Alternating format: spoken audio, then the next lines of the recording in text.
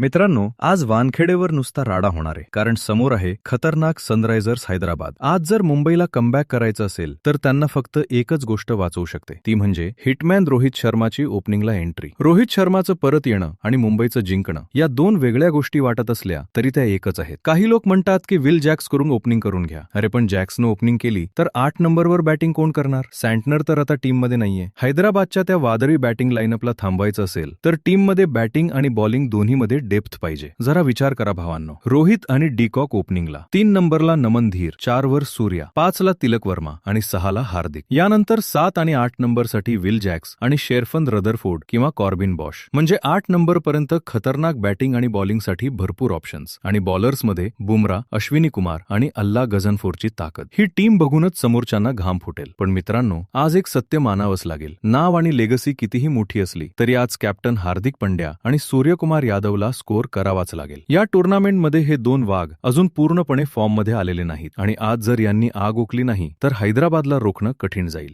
मित्रांनो, तुम्हाला काय वाटतं? आज हिटमॅन रोहित शर्माने ओपनिंगला यायला पाहिजे का? आणि आज वानखेडेवर कोण बाजी मारणार? एमआय की एसआरएच?